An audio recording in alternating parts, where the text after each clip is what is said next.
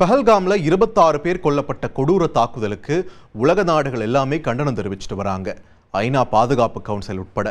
ஆனா இந்த ஐநா பாதுகாப்பு கவுன்சில் வெளியிட்ட கண்டனத்தோட வீரியத்தை குறைக்க சீனாவும் பாகிஸ்தானும் உள்ளடி வேலை செஞ்சதா வெளியான தகவல் தான் இப்போ அதிர்ச்சியை ஏற்படுத்தியிருக்கு. இந்த சூழல்ல பயங்கரவாத விவகாரத்துல உலக அரங்கில் பாகிஸ்தானை சீனா எப்படி பாதுகாக்குதுன்றதை பத்தி தான் இந்த தொகுப்புல விரிவா பார்க்க இருக்கிறோம். இது தந்தியின் பாட்காஸ்ட் வழங்குவதற்காக நான் பார்த்திபன். சீனா பாகிஸ்தான் உறவை எப்படின்னு நீங்க கூகுள்ல தேடினீங்களா ஆல் வெதர் ஸ்ட்ராட்டஜிக் பார்ட்னர்ஷிப் என்ற ஒரு பதில் தான் கிடைக்கும். இதோட பொருள் என்ன நீங்க கேட்டீங்களா, எல்லா காலங்களிலும் நட்புறவுன்றது தான் இதன் அர்த்தம். ஆனா இது உண்மையான நீங்க கேட்டீங்களா, இந்தியாவுக்கு எதிரான செயல்களில் மட்டும் இது உண்மையா இருக்கலாம்னு சொல்றாங்க சர்வதேச அரசியல் வல்லுநர்கள். பாகிஸ்தானை தேவைக்கு மட்டும் பயன்படுத்திக் கொள்ளும் சீனா இந்தியாவுக்கு எதிரான விவகாரங்கள்ல, முக்கியமா பயங்கரவாத விவகாரங்கள்ல அந்த நாட்டோட அபிலாஷைகளை எல்லாம் தீர்த்து வைக்குதுன்னு சொல்றாங்க சர்வதேச அரசியல் வல்லுநர்கள். இந்தியாவில் நடத்தப்படக்கூடிய பயங்கரவாத தாக்குதலுக்கு மூளையா செயல்படுற பாகிஸ்தான் பயங்கரவாதிகள், பயங்கரவாத இயக்கங்களுக்கு எதிராக மத்திய அரசு நடவடிக்கை எடுத்தா சீனாவோட பாசம் பாகிஸ்தான் பக்கம் போறதையும் இந்த உலகம் நிறைய சந்தர்ப்பங்கள்ல பார்த்துக்கிட்டே தான் இருக்கு. பயங்கரவாதத்துக்கு எதிரான போர்ல ஒரு நாடு இராணுவ நடவடிக்கையும் எடுக்கலாம், டிப்ளமேட்டிக்கா பயங்கரவாத இயக்கத்தை வலுவிழக்க செய்ய பொருளாதார ரீதியாகவும் அதனை முடக்கவும் செய்யலாம். ஆனா இந்தியாவை பொறுத்த வரைக்கும் பயங்கரவாதத்திற்கு எதிராக எந்த ஆக்ஷனையும் எடுக்க தவறுனதே இல்லை.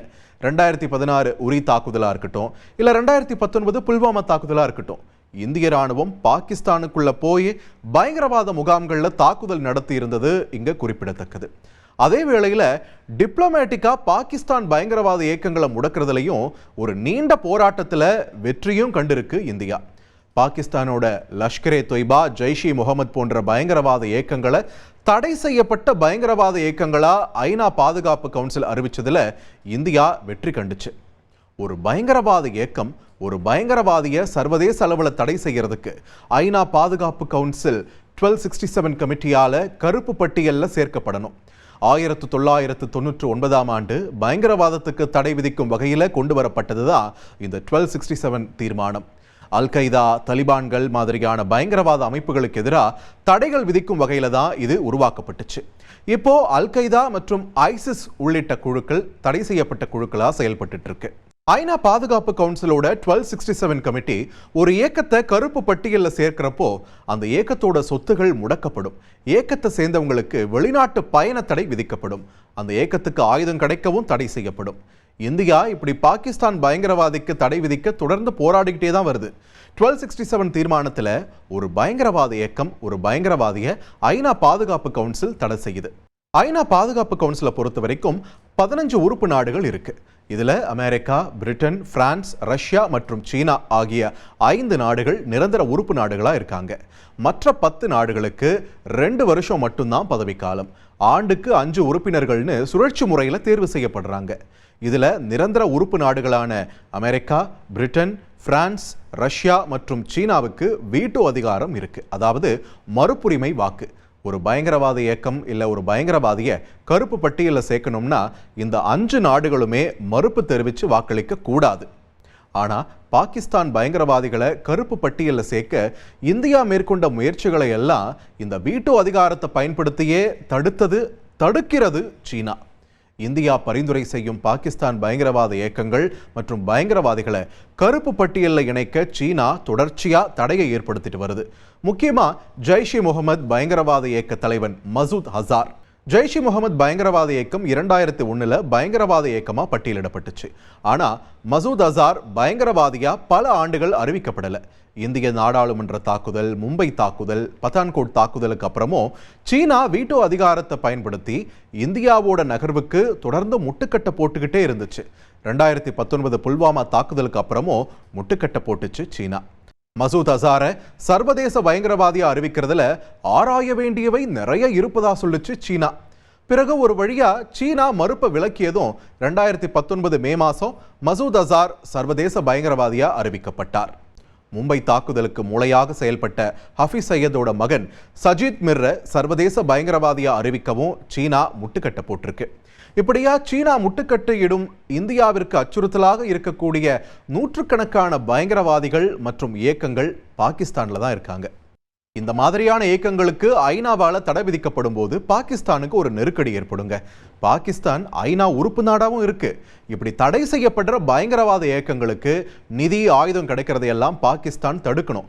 அப்படி எந்த நடவடிக்கையும் எடுக்கலன்னு தான் ஃபினான்ஷியல் ஆக்ஷன் டாஸ்க் ஃபோர்ஸ் நீண்ட காலமா சாம்பல் லிஸ்ட்லயே பாகிஸ்தானை வச்சிருந்தது. பாகிஸ்தான் பயங்கரவாதிகளுக்கு எதிரான நடவடிக்கைகளை தடுக்கக்கூடிய சீனாவுக்கு இந்தியா நிறைய முறை கண்டனமும் தெரிவிச்சிருக்கு. பயங்கரவாதத்தை எதிர்த்து போராடுறதுக்கு உண்மையான அரசியல் விருப்பம் இல்லாதது தான் இது காட்டுதுன்னோ, பயங்கரவாதத்துக்கு எதிரான நடவடிக்கையில சீனா இரட்டை நிலைப்பாட்டை கொண்டிருக்குதுன்னோ இந்தியா அப்பப்போ விலாசமும் செய்யுது. ஆனாலுமே பாகிஸ்தான் ஆதரிக்கும் போக்க சீனா நிறுத்தவே இல்லை. இப்போ பஹல்காம் தாக்குதலுக்கு ஐநா பாதுகாப்பு கவுன்சில் வெளியிட்ட கண்டன அறிக்கையிலையும் சீனா மற்றும் பாகிஸ்தான் கைவரிசை காட்டியிருப்பதா சொல்லப்படுது. பாகிஸ்தான் இப்போ ஐநா பாதுகாப்பு கவுன்சில்ல நான் பெர்மனன்ட் உறுப்பு நாடா இருக்கு. பஹல்காம் தாக்குதல் தொடர்பா ஐநா பாதுகாப்பு கவுன்சில் வெளியிட்டிருக்கக்கூடிய கண்டன அறிக்கையில சர்வதேச நாடுகள் குற்றவாளிகளை நீதியின் முன்னாடி நிறுத்த வேண்டும், விசாரணை அதிகாரிகளுக்கு ஒத்துழைப்பு கொடுக்க வேணும்னு எல்லாம் சொல்லியிருக்காங்க. இதுவே 2019ஆம் ஆண்டு புல்வாமா தாக்குதல் நடந்தப்போ ஐநா பாதுகாப்பு கவுன்சிலுடைய இந்த கண்டன அறிக்கை வேற விதமா இருந்தது. கொடூரமான மற்றும் கோழைத்தனமான தாக்குதல்னு கடுமையான வார்த்தைகளை பயன்படுத்தி கண்டனம் தெரிவிச்சிருந்தது. அப்போ இந்திய அரசுக்கு நேரடியா எல்லா நாடுகளுமே ஒத்துழைக்கணும்னு சொல்லியிருந்தது ஐநா பாதுகாப்பு கவுன்சில். பஹல்காம் தாக்குதல் விவகாரத்துல ஐநா பாதுகாப்பு கவுன்சில் அறிக்கையில அப்போ இருந்த வீரியம் இப்போ சுத்தமா இல்லை. அதாவது கண்டனம் தெரிவிக்க அமெரிக்காவால் முன்மொழியப்பட்ட அறிக்கையில கடுமையான பேச்சுவார்த்தைக்கு அப்புறம் ஒருமித்த கருத்து ஏற்பட்டதாகவும் பாகிஸ்தான் சீனாவோட சேர்ந்து கண்டன வார்த்தைகளை நீர்த்து போக செஞ்சிட்டதாகவும் சொல்லப்படுது.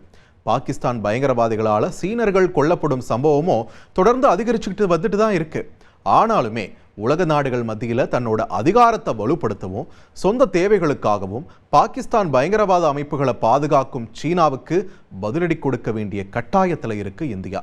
ஆனாலும் சீனாவுடைய இந்த நிலைப்பாடு வரும் நாட்களில் இன்னும் எந்தெந்த மாதிரியான சவால்களை இந்தியாவுக்கு கொண்டு வரப்போகிறது, அதை எப்படி இந்தியா சமாளிக்க போகிறது என்பதையெல்லாம் பொறுத்திருந்துதான் பார்க்க வேண்டும்.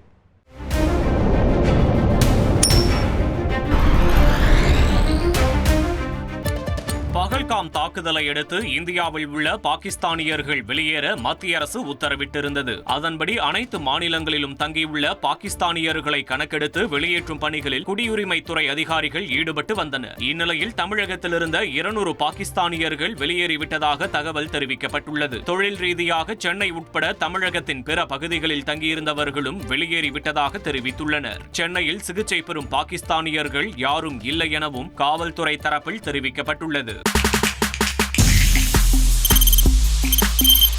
தவிர்க்க முடியாத தம்ப்நெயில்ஸ், கலக்கலான கண்டென்ட்ஸ், சினிமாவும் சீரியஸ் பிரச்சனைகளும், சும்மாவே ராம்சரண் தளபதி விஜய் எப்படா பெரிய கலகலப்பும் கைகலப்பும்.